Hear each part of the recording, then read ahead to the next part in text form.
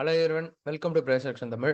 இந்த channel create பண்ணி education பர்பஸ்க்காக தான் கிரியேட் பண்ணி அந்த சேனலை பார்த்து நீங்கள் என்ன பை அண்ட் செல் பண்ணீங்கன்னா உங்களோட ஃப்ரெண்ட்ஸ் காண்டாக்ட் பண்ணி பை அண்ட் செல் பண்ணிக்கோங்க. நான் செபிலிட்டி அட்வைசர் கிடையாது. ஓகே, அண்ட் டேரக்டா லெவல்ஸ் உள்ள போயிடலாம். அண்ட் இன்னைக்கு நான் எக்ஸ்பெக்ட் பண்ணது என்னன்னா, எதனா ஒரு பக்கம் பிரேக் அவுட் ஆகட்டும், மார்க்கெட் வந்து பெரிய அளவுக்கு மூவ் ஆகும்னு எக்ஸ்பெக்ட் பண்ணியிருந்தேன். ஆனால் எந்த பக்கமே பிரேக் அவுட் ஆகல. லைக் ஒரே ரேஞ்சில் தான் மார்க்கெட் இருந்தது. எக்ஸாக்டா அந்த 24,867 ஜோனும் 24,837 ஜோன், இந்த ஜோனை பார்த்துருப்பீங்க. ரேஞ்ச் இதில் தான் இருந்தது மார்க்கெட் பொறுத்த வரைக்கும். பெரிய அளவுக்கு மூவ் ஆகல. இன்னைக்குமே நான் லாஸ் பண்ணியிருப்பேன். 1300 சம்திங் 200 சம்திங் நம்ம லாஸ் பண்ணியிருப்பேன் இன்னைக்கு மார்க்கெட்ல. பெரிய லாஸ் கிடையாது. ஆனா கண்டினியூஸா நேத்தும் ஒரு ட்ரேட் லாஸ் பண்ணியிருப்போம், இன்னைக்கு ஒரு ட்ரேட் லாஸ் பண்ணியிருப்போம். இன்கேஸ் நாளைக்கு நான் லாஸ் பண்ண அப்படின்னா நான் அடுத்த 2 நாள் ட்ரேட் எடுக்க மாட்டேன். நோட் பண்ணிக்கோங்க. தொடர்ந்து 3 ட்ரேட் எனக்கு லாஸ் ஆகுது, கண்டினியூஸா லாஸ் ஆகுதுன்னா அடுத்த 2 டேஸ் நான் கேப் விட்டுட்டு திருப்பி தான் நான் நெக்ஸ்ட் கண்டினியூ பண்ணுவேன். முடிஞ்ச வரைக்கும் எமோஷன்ஸ் தான் ரொம்ப முக்கியம். அந்த அமௌண்ட் சின்ன சின்ன அமௌண்ட் தான். ஆனா நாளைக்கு என்ன பண்ணணும்னா அந்த அமௌண்ட் நான் ரெக்கவரி பண்ணணும்ட்டு நான் என்ன பண்ண ஓவர் ட்ரேட் பண்ண ஸ்டார்ட் பண்ணிடுவேன். முடிஞ்ச வரைக்கும் அந்த எமோஷனை கண்ட்ரோல் பண்ணி இருந்தாதான். ஏன்னா நான் தொடர்ந்து இப்போ ஃபார் எக்ஸாம்பிள் இன்னைக்கான டேட் என்னன்னு பாத்தீங்கன்னா, ஒரு நிமிஷம் இருங்க. இன்னைக்கு என்ன டேட்னா நமக்கு 9ங்களா? நான் 8ம் 9ம் லாஸ் பண்ணிட்டேன்.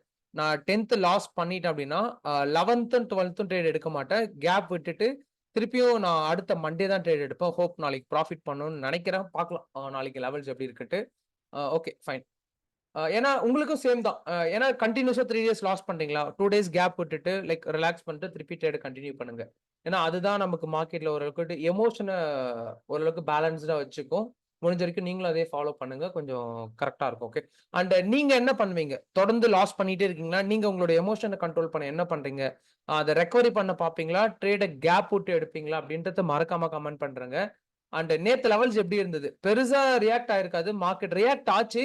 ஆனா சைட் வேஸ்ல போயிடுச்சு. நான் எக்ஸ்பெக்ட் பண்ணது என்னன்னா ஒரு பெரிய டைரக்ஷன்ல இருக்கும். எதனா ஒரு பக்கம் பிரேக் அவுட் ஆகும். பெரிய டைரக்ஷன்ல மூவ் பண்ணலாம்னு நான் வெயிட் பண்ணிட்டு இருந்தேன். Okay fine.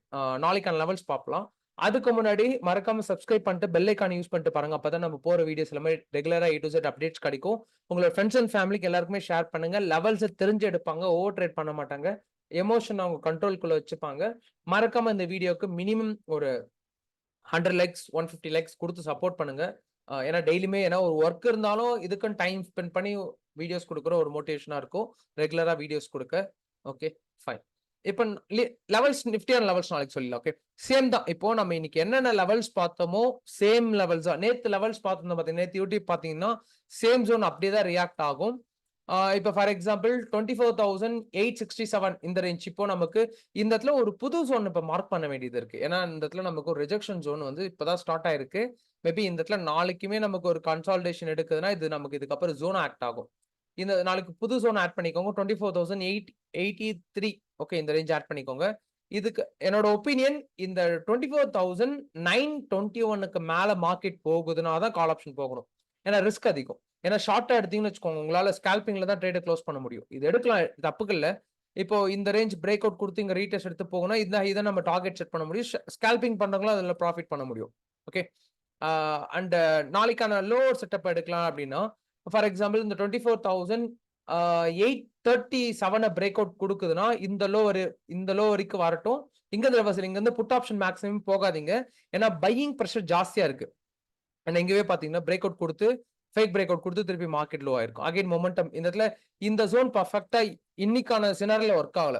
நாளைக்கு என்ன பண்றீங்கன்னா இந்த லோ பிரேக் அவுட் கொடுத்தா ரீடெஸ்ட் எடுத்தா புட் ஆப்ஷன் போகாதீங்க. இந்த லோ வந்ததுக்கு அப்புறம் திருப்பி இந்த ரிவர்சல் கால் ஆப்ஷன் நீங்க சூஸ் பண்ணிக்கலாம்.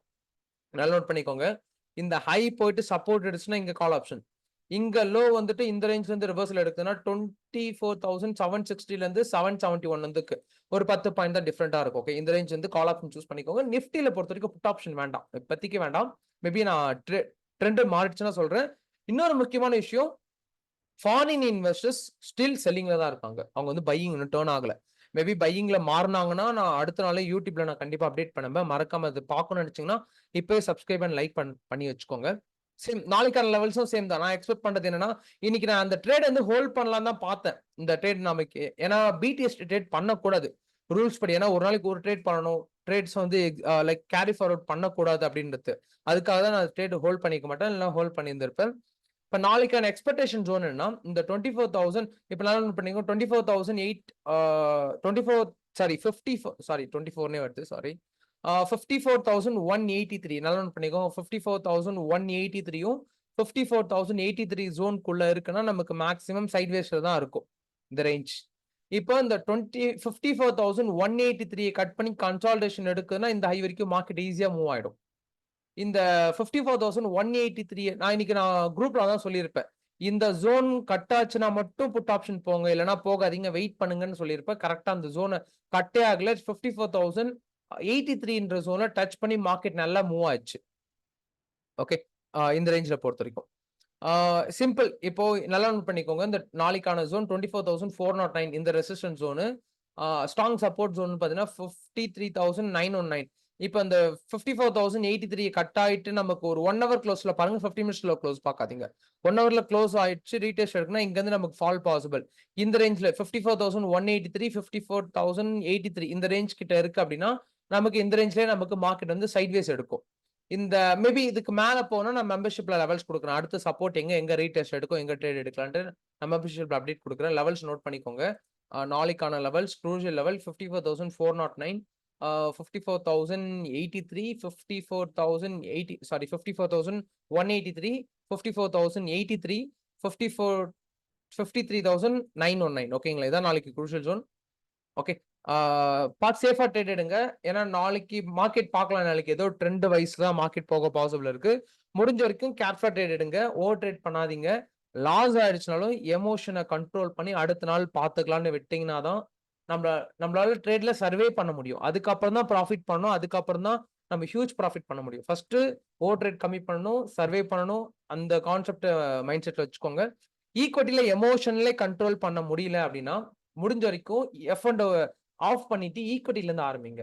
F&Oல ஃபியூச்சர்ஸ் அண்ட் ஆப்ஷன்ஸ்ல முக்கியமானது எமோஷன்ஸ். அது கண்ட்ரோல் பண்ண முடியலன்னா நீங்க ஈக்விட்டி ஃபியூச்சர்ஸ் அண்ட் ஆப்ஷன்ஸ்க்கு ஃபிட்டே கிடையாது.